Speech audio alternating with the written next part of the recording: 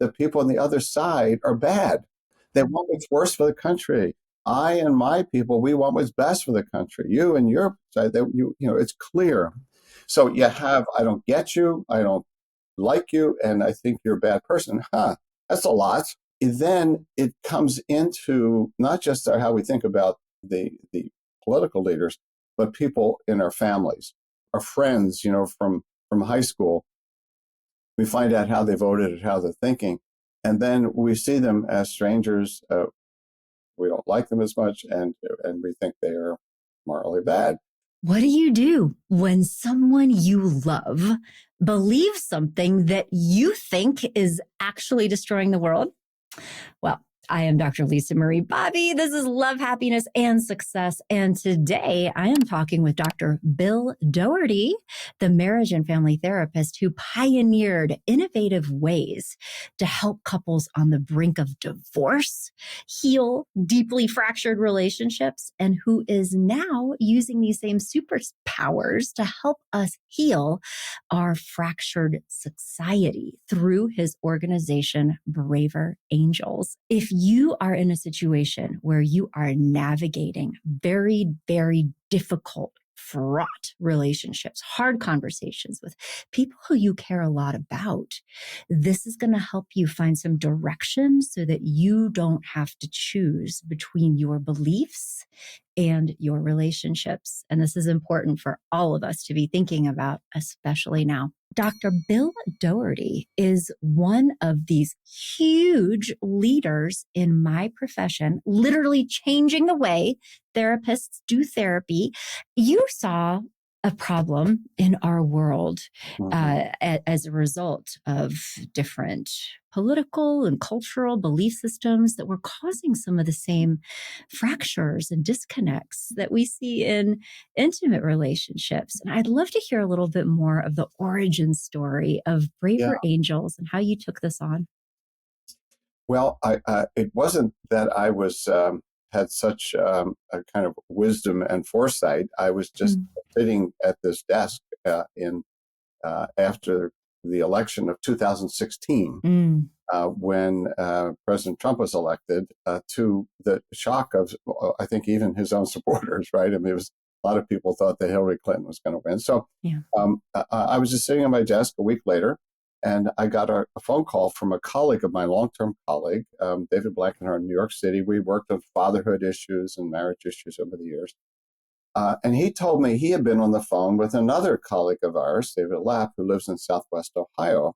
And they were talking about how people were feeling about the election in Manhattan versus South Lebanon, Ohio, and different universes.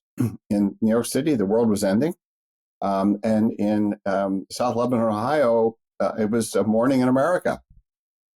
So they decided in that phone call that they wanted to get 10 Hillary Clinton voters and 10 Donald Trump voters together for 13 hours over a weekend in South Lebanon, Ohio, to see if they could talk with each other and not just about each other. And so David told me that, and I said, well, that's very brave of you. I'm just inviting everybody listening to remember how fraught everyone's feelings were. And I said, what were you thinking of doing with them when you got them together? And he said, well, they didn't know about that part, but they were hoping I could figure it out. In other words, they would get them together, and would I do the rest? Like, a gasp. And the truth is, I was hoping I was not free.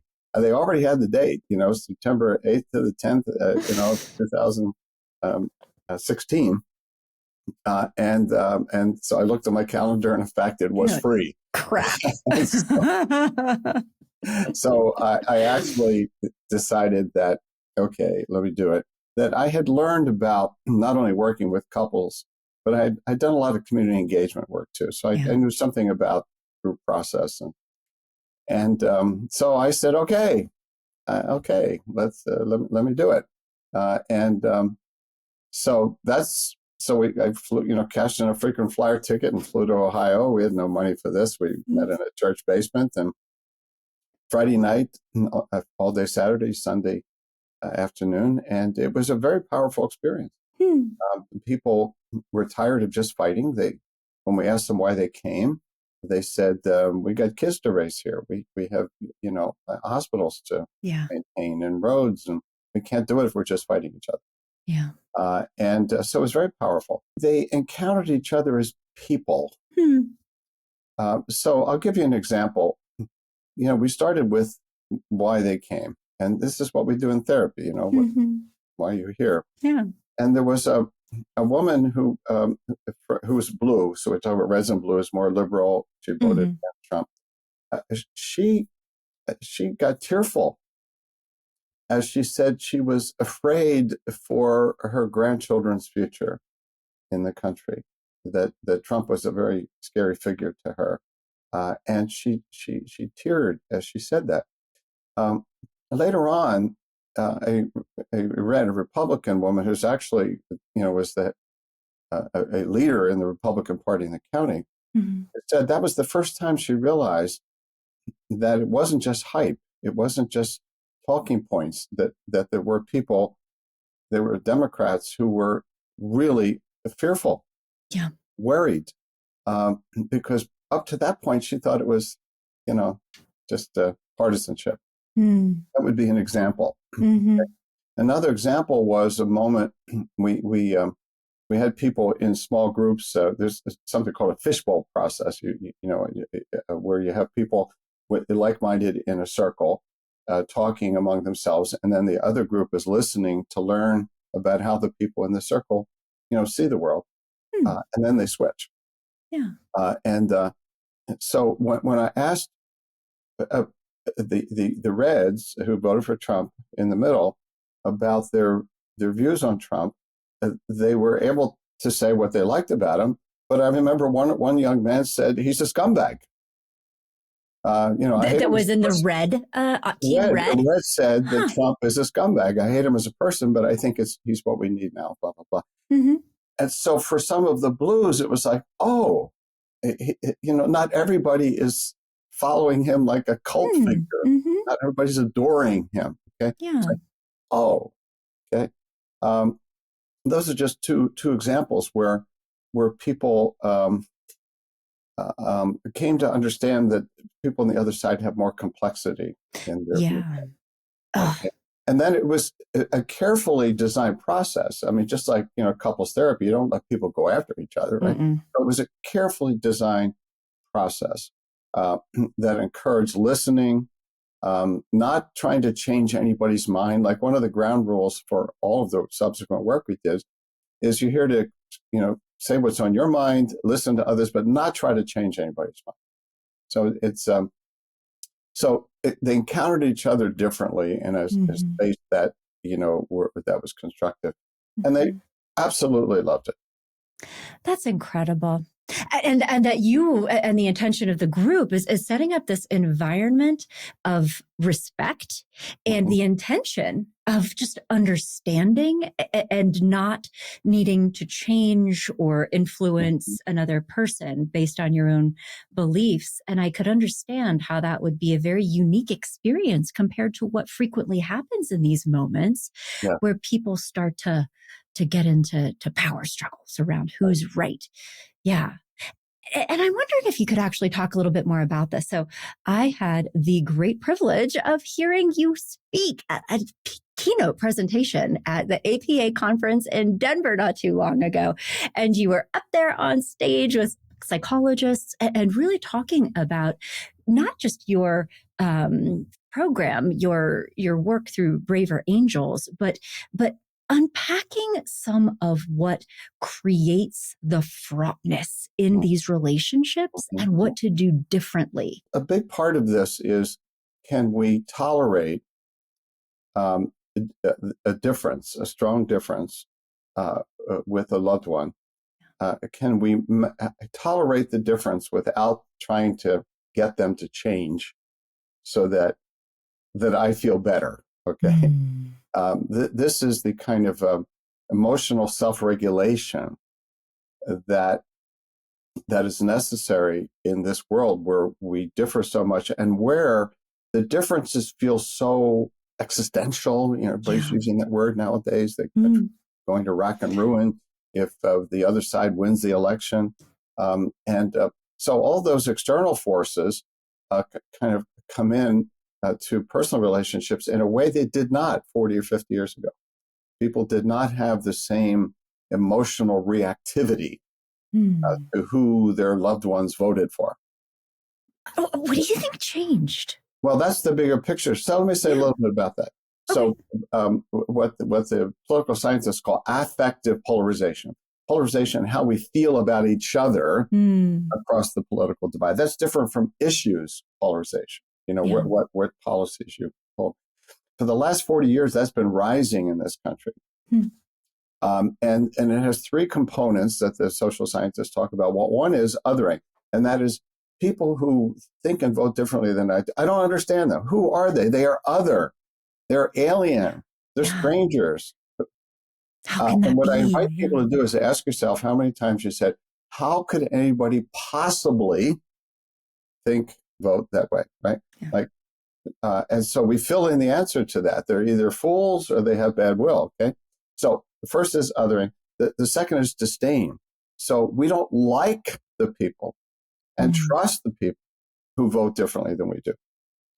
So what's happened is, it's not that we love our own political side more than we did 40 years ago. We hate the other side more. And so if they're for something I'm against, I don't even have to think about it. Okay. So disdain and distrust. And the third one is that they are morally bankrupt. The people on the other side are bad. Yeah. They want what's worse for the country. I and my people, we want what's best for the country. You and your side, it's clear. So you have, I don't get you. I don't like you, and I think you're a bad person. That's a lot.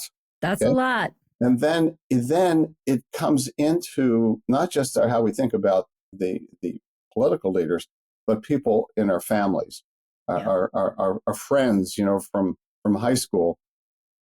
We find out how they voted and how they're thinking, and then we see them as strangers. We don't like them as much, and we think they are morally bad. Oof, so that's a lot. Okay, It really is invasion of the bigger picture. So and we can't get at the politicians. So if you have great disdain for Donald Trump or Harris or whatever, you can't get at them directly. But there's somebody in your life who represents them for you. I'll be mad at them. Yes, I can get at you. I can't directly get at them. Yeah. So what happens inside, particularly families, is that people have trouble accepting, with some degree of emotional balance, that somebody in their life, in their core life, has opposite viewpoints that they think are bad for the country. So what happens is, if we don't have what I call differentiation of self, to use the sort of the jargon term, namely that you and I are separate people, and that my emotional equilibrium, my self-regulation, ought not to depend on your particular political beliefs, just like it shouldn't depend on your religious beliefs. Yeah. And so what's happening is we get dysregulated. And the way it shows itself, Lisa, is that we try to change the other person. So when we have a conversation, if you and I have a conversation, I have to convince you you're wrong and I'm right. Okay. And then get agitated, and maybe you do the same thing back. And we just get agitated. We get to arguing about facts, but we have different sources of the facts, right? Because we watch different media. And the conversation really goes nowhere, and it actually sours our relationship. So a lot of the problem is that we feel that the way you have to change in order for me to feel okay about me. I think that this also goes back to what you're saying, related to what happens these days when people perceive the other as being a bad person, as having ill intent. And it's like, I wonder, this need to reconcile, like, how can I love you and care about you and have a nice relationship with you if you are the kind of person who is destroying the world and believes ridiculous things that I cannot participate in. And it's like a personal identity thing too, maybe a little bit. Is that what you see? Well, this is part of it, yes. Yeah. Part of what's happened, that political identity has become more important for many people than other identities that used to be interesting first, like religious identity. If you go back, a number of years, and still for some people now, and if you leave our religion, how do I continue, to relate to you? Like a different racial group, different ethnic group, right? Somebody who marries, how people used to feel about interracial marriage, for example. Yeah. That you are other to me. You are not my loved one because you are loyal to some religion, race, whatever, right. that troubles me. Yeah. And so political identity has replaced some of those others. So here's a bit of like some poll data. In 1960, only 6% of people said they would be uncomfortable with their son or daughter marrying somebody of the other political party. 6% inter-party marriage trouble. Now it's up to 40 to 45%. What that says is that political identity has become very important to us. And I think that's worth questioning. Yeah. I think it's worth questioning because there are people out there who call conflict entrepreneurs, okay, who are making a lot of money on poisoning our attitudes towards regular people who support other political side. I would love to hear more. I am not familiar with that term. A conflict entrepreneur, did you say? Yeah. So there's another term I've used is the Angertainment industry. I mean, kind of, but people have reactions when they see the headline and the clickbait. I'm like, oh, how could they do that? Right. Yeah. It just reminds me of a very a compelling moment for me. After I did a workshop, Braver Angels workshop, which was about skills for disagreeing better, for talking to people in a way that is respectful and listening to them. And a guy I know casually took it, and he was one of the more polarized people I know. He's a blue, and he's a landlord. His business was apartments. He owned apartment buildings, and he told me that if he had a sense that a potential renter was red, a conservative, he would not rent to them. And he told me that political affiliation is not a protected class, so it's not illegal. I was kind of shocked. So this guy's pretty strongly polarized. So after but also acting on it in a way that does directly impact the lives of other people. Somebody wears a MAGA hat and he'll say, well, we don't really have any units. Yeah. Okay? So he told me he had a big attitude shift based on this workshop. And he told me that a week later, he was talking to somebody who was a conservative and red. Instead of criticizing, ridiculing, attacking, the things he normally did, he said, there are people in power who want us to hate each other. Let's not do it. There are people in power who want us to hate each other. We are being manipulated by these forces and we don't have to participate. Yes. Wow. Yeah.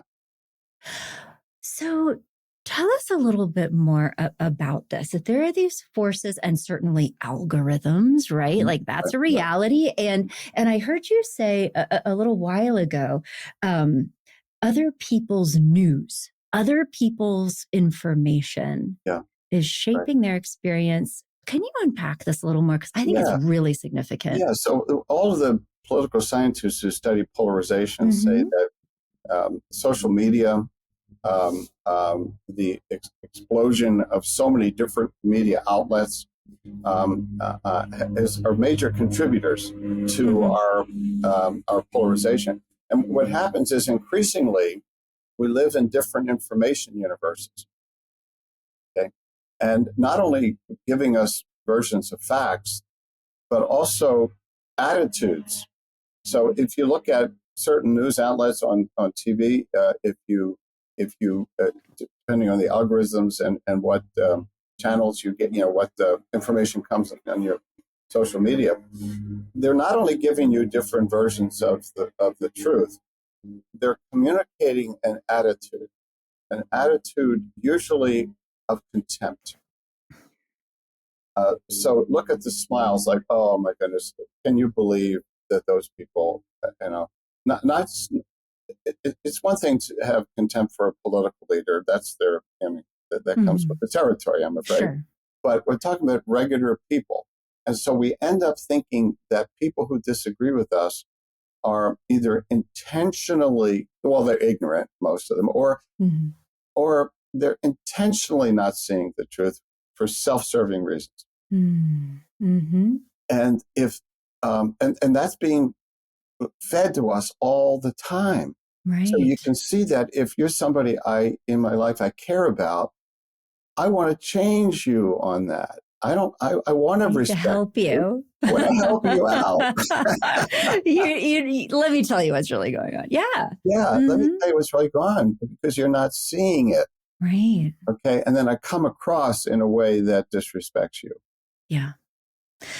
Well, I also want to talk more about some of those communication strategies, but I just want to acknowledge what you're saying, and just to think, like, maybe even we all just pause here for a second and together think about how we are being influenced by the information that is coming into our eyeballs and our earballs all day long. And I mean, even personally, I had to stop like going deep into rabbit holes with serious news at a certain point at the tail end of the last election cycle. It was like, I need a break from this.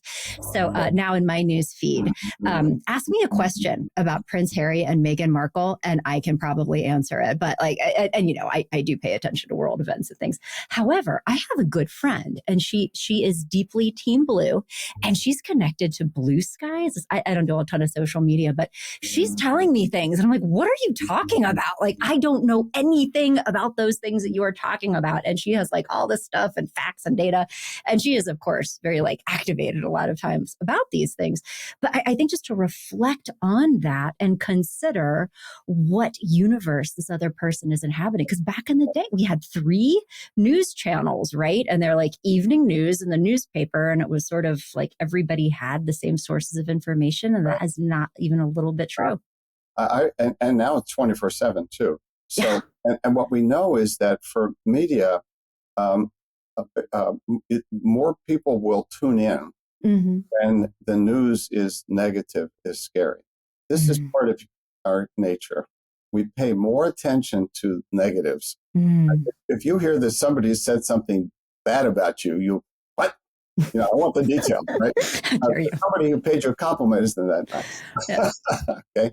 And so this is part of our human survival. And there's lots of research on this. That, we feel worse when we lose money than if we happen to gain money, right? It's just how we are. So the media outlets, their financial survival, they're not bad people, but their financial survival depends on breaking negative news. Yeah, like, look at me earning the eyeballs. See the threat. See the threat out there. Okay, and so they're constantly looking for it. And then these news outlets nowadays more and more have their own specialty. They're specialized in red or blue. So they ignore some news and emphasize other news. And so when you're talking with your friend, you are in different fact universes.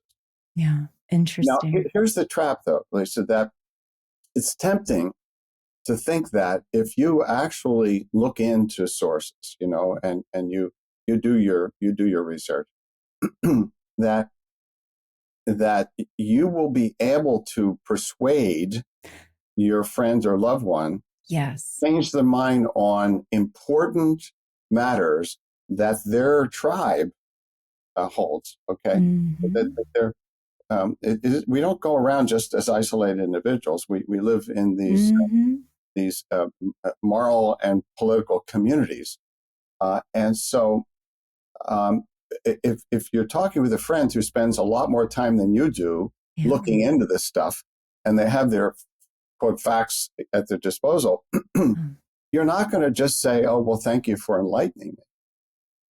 And the closer the relationship, the less likely somebody is going to say, "So you're my kid sister," and I say, "Well, thank you for enlightening me. I'm going idiot."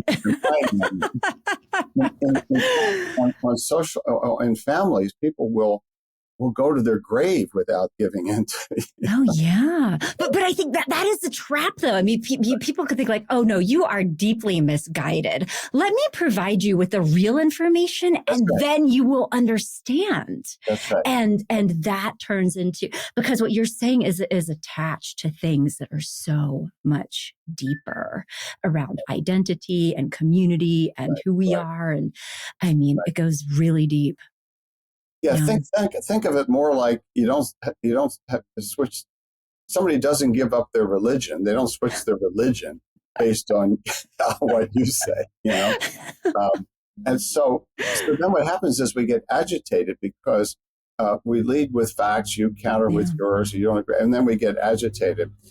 And so the core attitude is of accepting where people are. And they're not going to change simply because I overwhelm them with the superiority of my information. Okay. Exhibit A. Yeah. PowerPoint presentation. That's right. That's right. And then after that, and we could talk about, there are particular skills involved. Okay. But the attitude comes first, because if you don't have this attitude of accepting people, the skills will be manipulative. I see. I'll listen deeply to you so that I can get you to. No, but this is good. And this is step one. And I'd love to get into this, because this is really the work, I think, of Braver Angels, where you're bringing people together to facilitate conversations, but of course, helping them do it in a productive, constructive way. Yeah. And that there needs to be some instruction and support for people on how to do this, like what we do with couples counseling. And so, for a person who's feeling like, I cannot talk to my brother anymore, and we're going to be there together at Thanksgiving, all those things, a lot of anxiety, that it sounds like the first step is to let in the idea that you can actually accept them right where they are, for who they are, what they believe, and have a relationship with them anyway. Or is that taking it too far? No. It's exactly right. Yeah. Exactly right. But the only way that I can do that is if I can emotionally self-regulate when they say something that express a view that troubles me, without getting so activated that again, I either have to disengage from the relationship or they have to change. So, and there's two kinds of skills. They're the connecting skills that we can talk about, but then there's also the boundary setting skills. Okay, so just as I want to respect you as a person, even if I disagree with your political views, I can insist that you not try to change me. Okay, so in Braver Angels, we teach skills for connecting with others in a constructive way, but also skills for setting a boundary when somebody is telling me that I have to change. So it's both. Could you give us just an example of what what that might sound like or look like in action, just to model some of this, because I think you're right. I think that in the moment people do get triggered emotionally. I think they're having these internal experiences where they sort of react. And Right. so if somebody said something that I was like, oh, I can't believe you believe that, and they want me to understand why Yeah. they're right and I'm wrong, what would be a way of responding to that in a braver angels Sure. constructive way? Sure. So let me preface it by saying you Mm-hmm. get to decide whether to engage. Mm. Okay. You don't have to.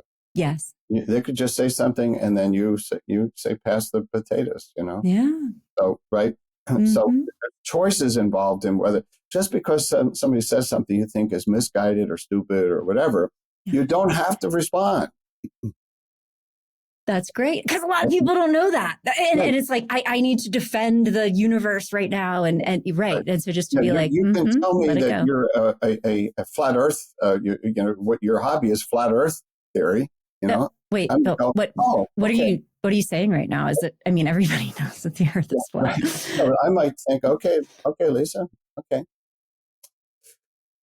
So what's the weather like that out where you are? In Minnesota, we always talk about the weather or how the Vikings doing. You can change the subject.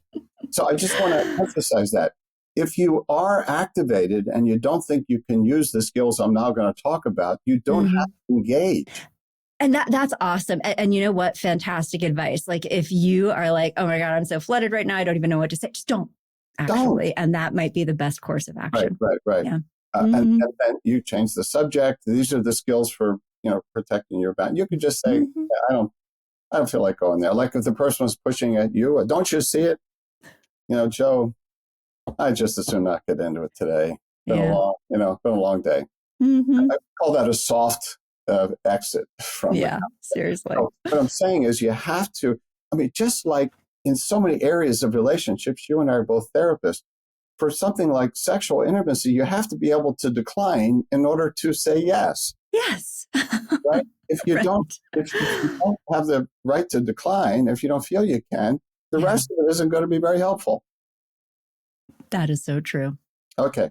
So if you want to engage, our principle, we talk about the prime directive, like Star Trek. The Okay. prime directive is connect first before you disagree.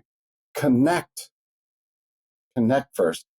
And connecting comes down to skills like saying, okay, I get that that's really important to you, Lisa, that you feel really strongly about the tariffs or the January 6th thing or whatever. You feel, Mm-hmm. I get you that you think that was, in other words, let them know you heard them. Mm-hmm.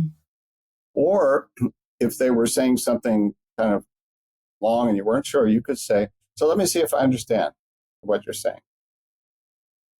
And so it's the classic skill of paraphrasing, of letting somebody know that you heard what they're saying and that maybe they had strong feelings about it. Okay, so this In really a genuine and non-snarky way. If you reflect back what somebody is saying with a mocking tone, right, exactly. That is not what Dr. Doherty is talking about. Exactly. Okay. Exactly. So what it means is the discipline of listening for what the person is really saying, Mm-hmm.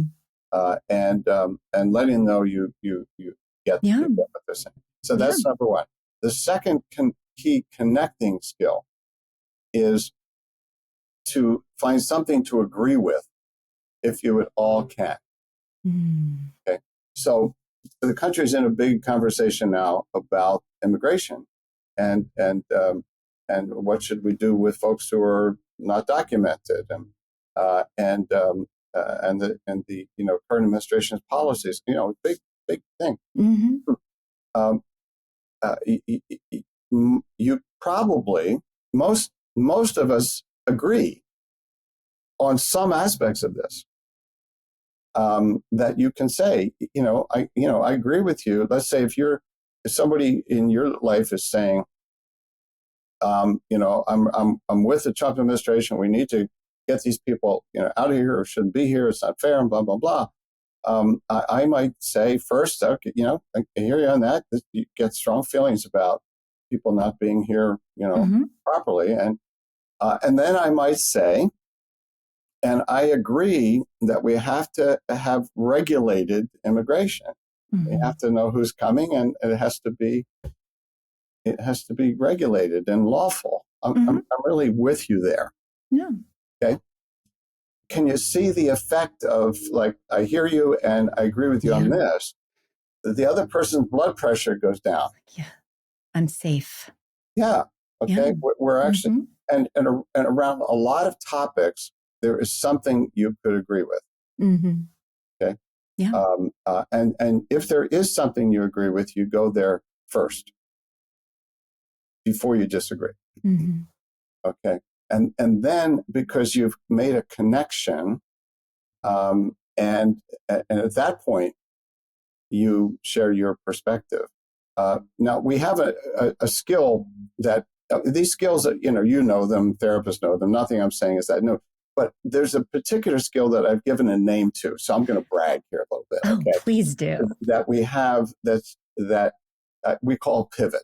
And that is, if I have connected, I said, get you on that you're upset about the illegal immigration, and I don't want illegal immigration. I want it to be regulated and blah, blah, blah. And then you go on a tear. You just keep going. And I'm not sure you at all interested in my point of view. Okay. In other words, you're monologuing. There's a skill called a pivot, in which I could wait for you to take a breath, and in which I could say, so I got some thoughts on this, if you're interested. And if the person, usually most people will say yes. In other words, asking to take your turn. And most people will say, yeah. And then they've given you the opening. So you're not just interrupting them. Yeah. Okay? If they just ride past you, then what we urge people to do is not share your view, because the other person is not indicating any interest in it. That's a very good point. Is this somebody who is even a little bit receptive to exchanging ideas, or are they a monolith of their own perspective? Well, so I can't always know their internal openness, but I can know whether they are going to take turns in the conversation. Right. Are they going to give me a voice here? Yeah. Okay. And if they're not, then just move on. Yeah, well, it's important information. Like, now you know what this is. I know what this is now. Got it. That's right. That's right. Yeah. And then, but presumably that they're willing to give me a turn. And then the classic skills for expressing your viewpoint. We talked about the connecting skills, the paraphrase, the agreement, and so on. This classic skill there is the I statement, not the truth statement. So this is how I see this. This is how I see the immigration thing. And, as opposed to, but let me give you the facts about immigration. Right. The truth about immigration. Right. Yeah. So one of the things that people have different sorts of information about is what percentage of illegal or undocumented immigrants commit crimes. Okay, because that's a big part of it. Get the criminals out. And let's say you have different view on that. Instead of saying, well, immigrants don't commit any more crimes than regular citizens, you could say, from what I understand about this, from the new sources that I've been reading, there isn't more crime, although all of the crime is bad and those people should be gone. Yes. But from what I understand about this is what's going on. Okay. And then you may share your sources. Okay.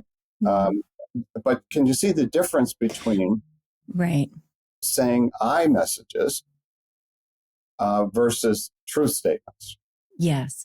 It is my understanding, shaped by my life experiences and sources of information, is as opposed to communicating that this is the truth. And if you do not believe with the truth, then, you're wrong and probably a bad person. That's right. Right. So the I statement, and the thing is, you don't have to be wishy-washy. You can say it strongly. And also, you mentioned story. The other thing, if you tell a story, if there's some experience you have. So we have people practice these skills on subjects like policing and public safety. So in our skills workshops, we have people practice on a topic. Okay. And so we encourage people, if you have some personal experience, put it in.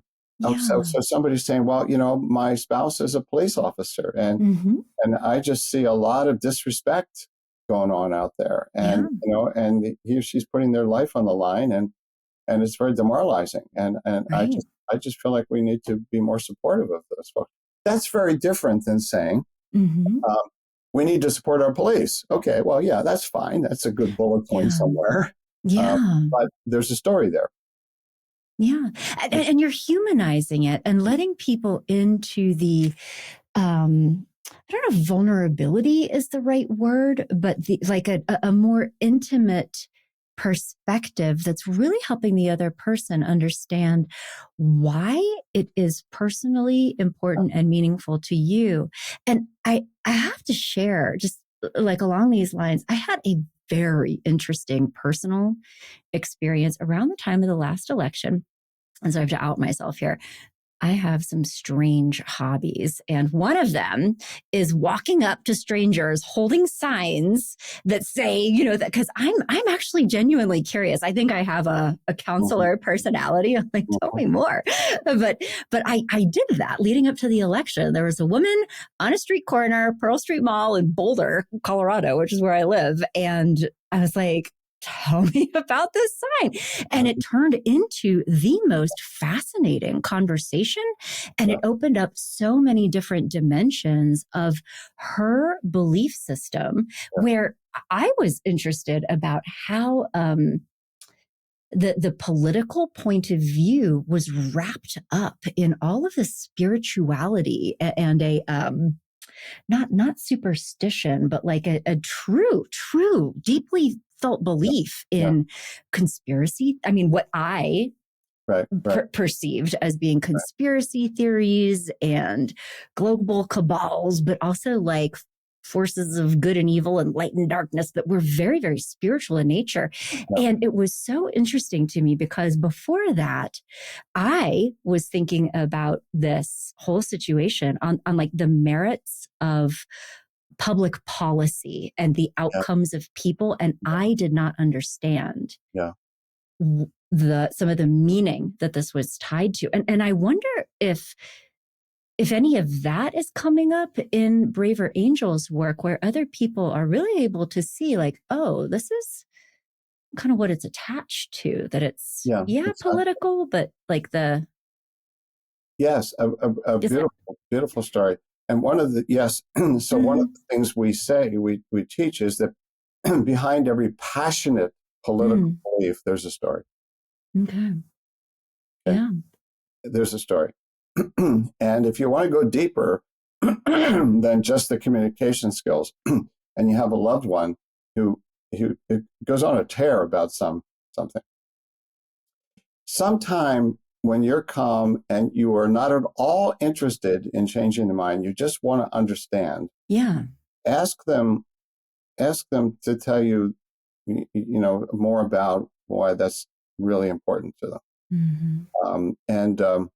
I have a relative for whom affirmative action just really got his blood boiling. And then one day, I asked him about that, and what I learned is that he felt at one point in his profession that he could have lost his life because somebody was an affirmative action appointee. Right or wrong, or what is not. Well, okay. I mean, it makes sense. Yeah.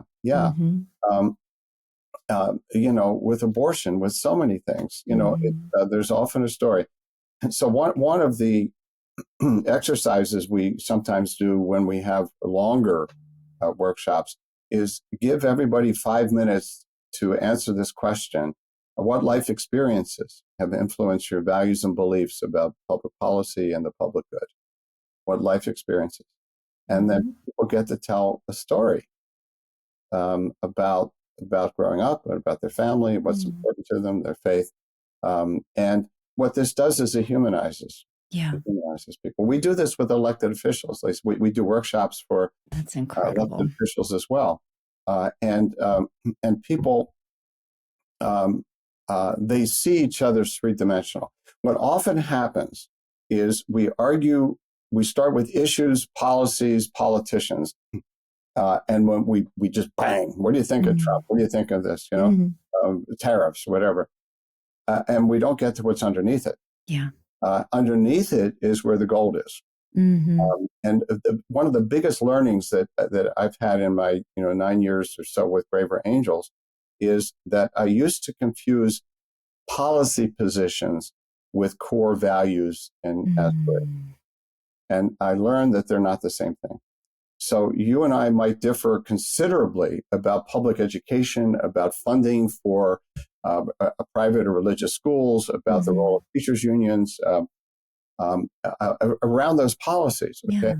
Yeah. So many things we could fight about. Yeah, but if we address our aspirations for our children to be well educated, to have schools that are safe and caring, and also learning laboratories, not many people differ there. No. Nobody wakes up in the morning saying, "How do I harm our children today?" Okay, but when we start with what you think of the teachers' unions and about something that I think is going to undermine education, then we begin to think we occupy different moral universes. And so part of it is allowing people in my life to come across as human beings on issues and helping to create an environment where that can happen. Wow. And that takes a lot of strength. It takes the ability to stay calm, and it also takes a lot of courage. Hence, organizations like yours, Braver Angels. And I'm sure so many people listening to this right now are like, yes, I need more of that in my life. How do I get involved? Can I bring my dad? Like, tell us more about how to get in on this action. We're a national nonprofit membership organization. It costs $12 a year to join. And we have many different kinds of workshops, some online, some in person. We have e-courses. I mean, somebody right now could go to braverangels.org and take a 45-minute e-course on skills for disagreeing with others, including families and politics. You can learn about how to deal with the gladiator in your family. Just like right now, they could get online and take braverangels.org. I am writing this down. Gladiator in your family. How brilliant is that? Okay, you guys, this is going in the show notes. Sign up. All of this is free. Everything we do is free. That's amazing. And the moderators are trained. They get trained for free, and they're expected to give this away. So we don't want to put any barriers up. So some of our workshops are engagement workshops. You connect with people who differ from you politically. Many of our other workshops are skills workshops where you're not actually in conversation with somebody different. You're learning skills around the issues that are out there in society. That's incredible. And our leadership is half red, half blue. Good. So we walk the talk. So for me, the last 9 years, I've been engaged closely with people who differ from me politically, who vote differently. So we really try to practice what we preach. That's so important. This is incredible. And I didn't even realize that you were putting all of this out into the world for free. And so professional therapists listening, mediators, or people who want to be part of the people in the back, like mixing up the Kool-Aid. Dr. Doherty is going to be joining me for an episode of Love, Happiness, and Success for Therapists, where I hope he talks more about the training, the facilitation, how to get one of these programs going in your community. But this is just phenomenal. And I cannot wait to tell more people about braverangels.org and just make these resources available, because I think that this is, you tell me if I'm overstating this, but I really believe that this is how we actually change the world, is one relationship, one interaction at a time, that this is actually what's going to make it better. Do you agree with that, or do you see it differently? Yeah, I think what we need is bottom up and top down. Yeah, okay? well, yes. So it's and so we do work with elected officials. If people want to feel a little hope about Congress, there's something called the Problem Solvers Caucus, which is 30 Democrats and 30 Republicans who have lunch every week. With you as the facilitator? No.